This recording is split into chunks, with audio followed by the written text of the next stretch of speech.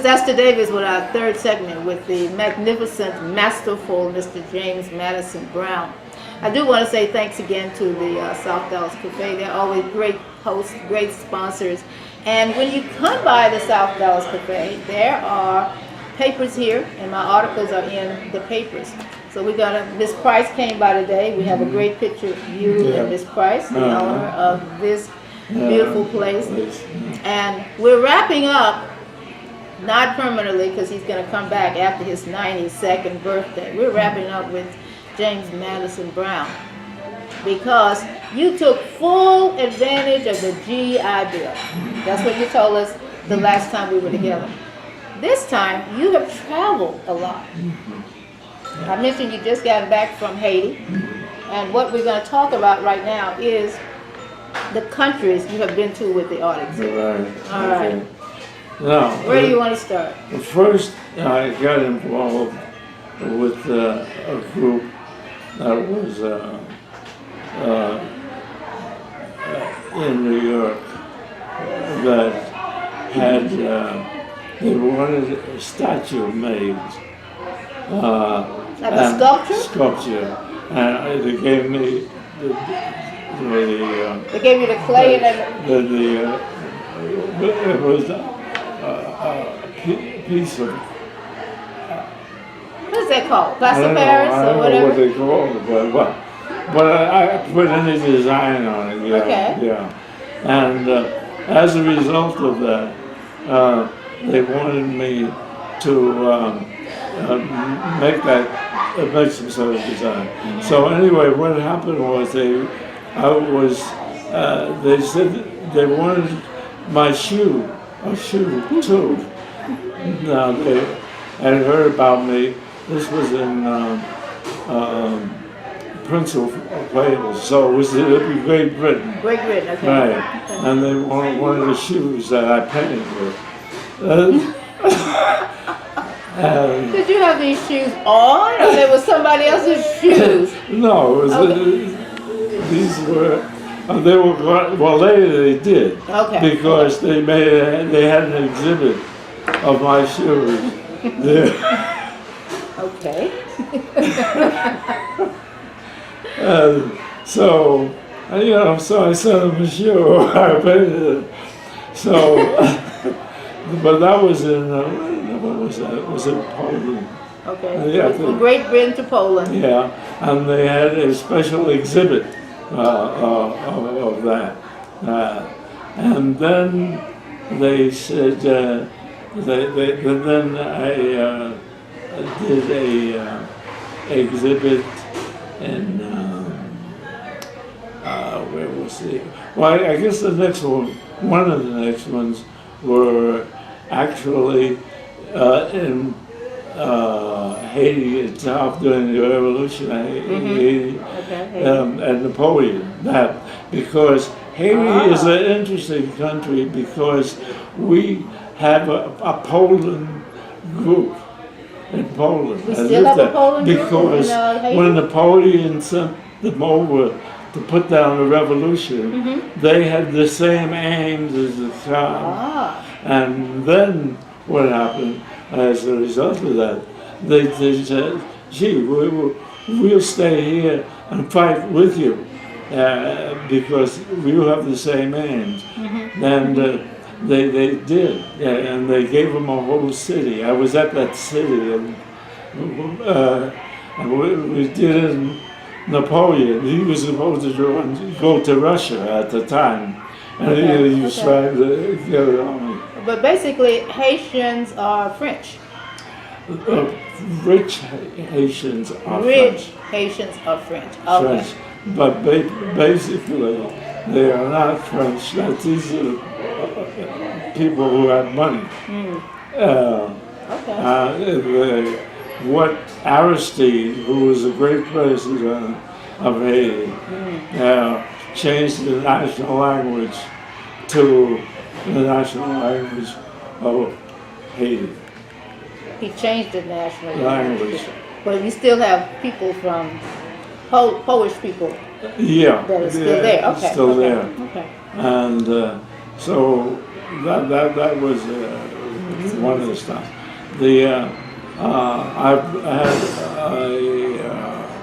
I was on the West Bank in Israel. I met a guy there who was an Israeli. An Israeli. Yeah, and he used to guide me. I wanted to go to Jericho. The walls came tumbling down on Jericho. Right. And he elected it, and we got into a talking thing, why he spoke 5 languages and he could get a job. And we had a very interesting talk because I didn't know anything about Israel at the time. What, do you speak another language? Well, I didn't stay long enough to pick up the to language. pick it up. Mm-hmm. I picked it up while I was there, like in Haiti itself. I do, because you learn a language, but you don't learn it long enough to be able to talk about it all the time. Exactly. But they can read the language, you see, because of our Steve, really. And because he always gave his speeches in the language of the people. Of English or the people of that land? You get both there. Ah, okay. I'm jotting down notes as we go because eventually we're going to write this story. Whenever you unpack all of your books, I want to come over and see your library. I can't wait. Absolutely love books. And I knew you had gone to all of these countries. Yeah. And I found out, by the way, Haiti, that this was because of their own books and things. They were they said they were the people who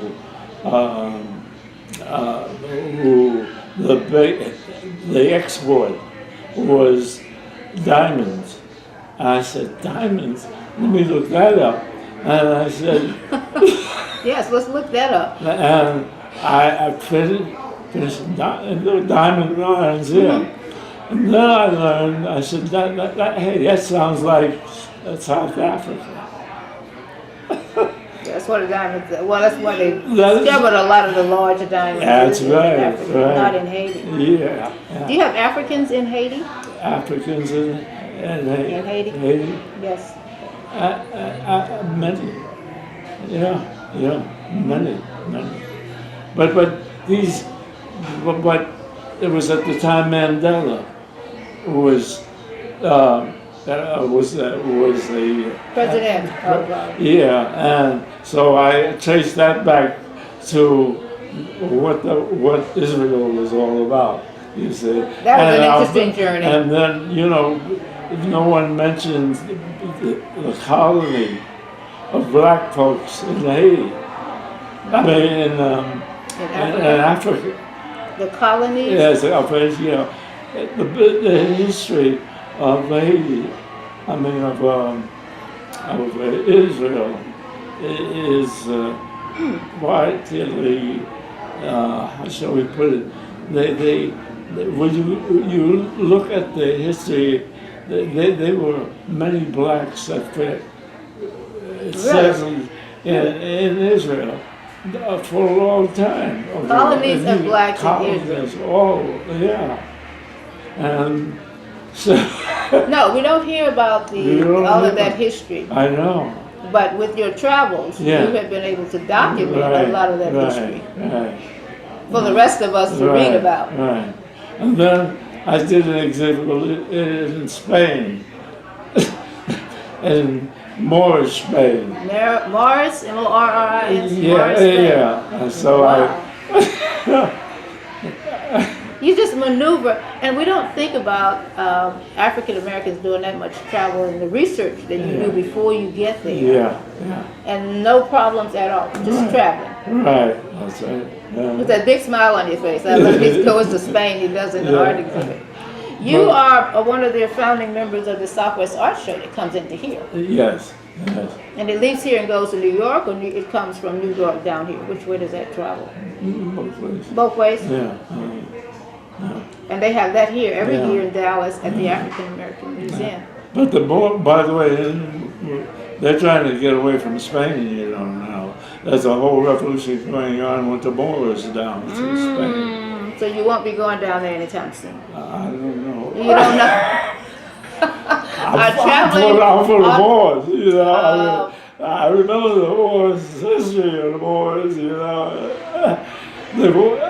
You are absolutely amazing. It is such a pleasure to have you every time we can find time to be together. I have to find him because he's gone. You were in Haiti this time for 4 months. Yeah. Came to Texas, stayed for a couple of weeks and went to New York.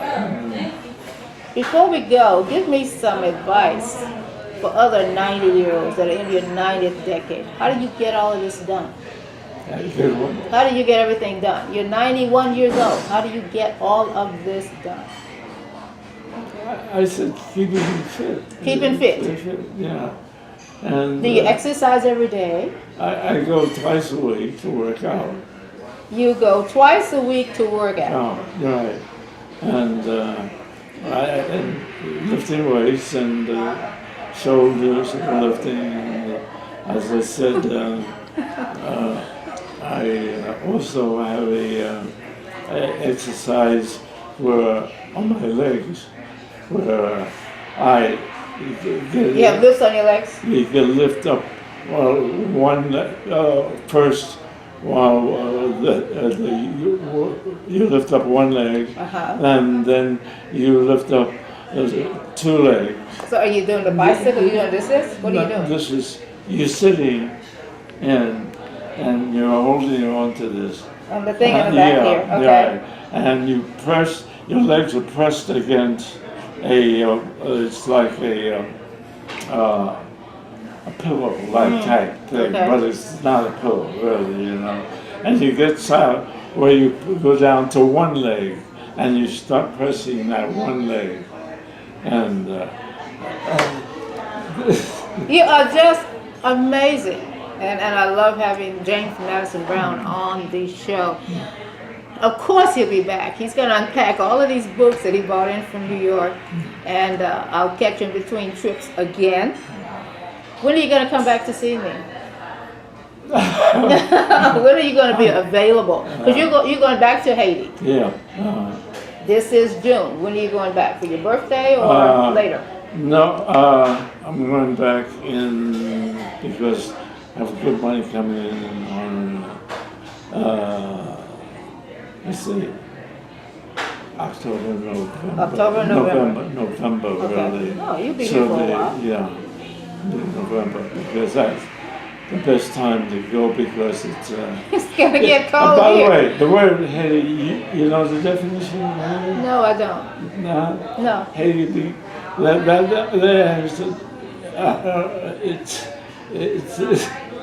it means mountains. We have 7-foot mountains in Haiti. I can see Haiti, Jamaica at night. From your home? From the other part of it, yeah. But it's amazing. It is amazing. That, you are amazing. Come back to see me really, really soon. Okay. James Madison Brown and the Ester Show. And of course, we're at the famous South Dallas Cafe. We had the pleasure of being with Ms. Price earlier today. And you can drop by and pick up copies of all of the papers. That includes, of course, Mr. Thomas's paper, Cheryl Smith, which is Texas Metro News, the Dallas Post-Tribune. This is Father's Day weekend. Say, every day is Father's Day, but say something great to a father that you know, a man that's done well with children. You know what? I'm Esther Davis, and you are absolutely the greatest audience in the world. We'll see you next time.